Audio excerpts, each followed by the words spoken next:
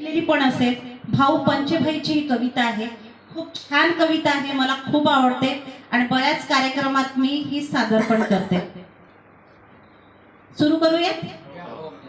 आवडेल सर्वांना? नक्कीच. थँक्यू. अशी वायलेली काडी, अशी वायलेली काडी ही माया अंगणात आली, मले फुलव म्हणाली, मले खुलव म्हणाली, मले फुलव म्हणाली, मले खुलव म्हणाली. तिच्या पापण्याची सर नाही चाफ्याच्या कैले, तिच्या पापण्याची सर नाही चाफ्याच्या कैले. तिच्या डोयाले लाजून, तिच्या डोयाले लाजून कोण हरीण पयाली, दादा हरीण पयाली, भाऊ हरीण पयाली, ताई हरीण पयाले. अशी वायलेली काडी, अशी वायलेली काडी ही माया अंगणात आली, मले फुलव म्हणाली, मले खुलव म्हणाली, मले फुलव म्हणाली, मले खुलव म्हणाली.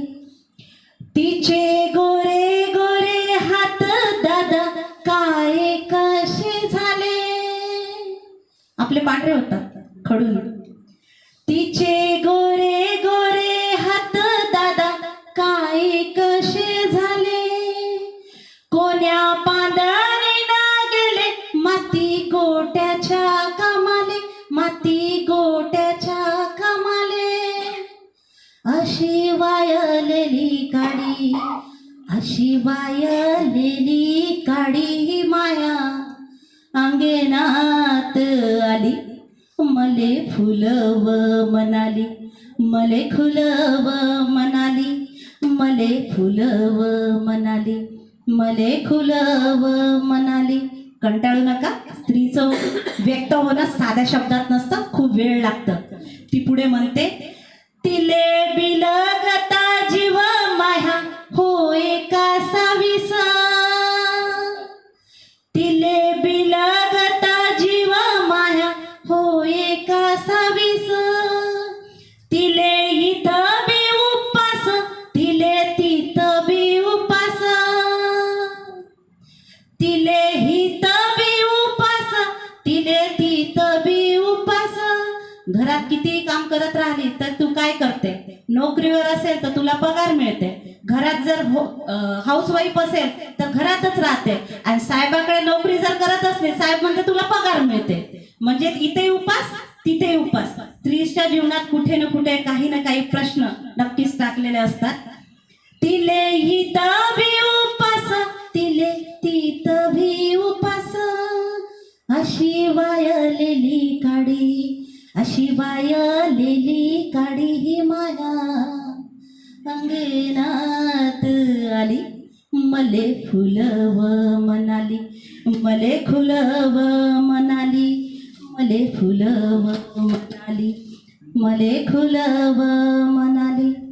काडी रानावना जाते, धुरे बंधारे राखते. आठवण असेल, आपली आई रानावनात जात होती, धुरे बंधारे राखत होती, एक एक घास वेचत होती आणि आपल्याला खाऊ घालत होती. अशा शब्दात भाऊ पंचभाई त्यांचे शब्द मांडतात की काडी रानावना जाते, धुरे बंधारे राखते, दोन पाय गे आणते, दोन पाय गे आणते, दोन घास बनवते, दोन घास बनवते. एक घास पिल्याला ती देते, मग स्वतः बी ती खाते. अशी वायलेली काडी, अशी वायलेली काडी ही माया अंगणात आली, मले पेटव मनाली, रान उठव मनाली. नक्कीच भविष्यवेधी शिक्षणाची प्रेरणा घेऊन तुम्ही नक्कीच पेटलेले असाल आणि रान उठवाल आणि असं वादळ निर्माण होईल की आपले मुलं जगाच्या पाठीवर त्याला स्वीकार्यता मिळेल. असं म्हणून मी थांबते आणि सांगते की रान उठव मनाली, मला पेटव मनाली, रान उठव मनाली, मला पेटव मनाली. Thank you everyone.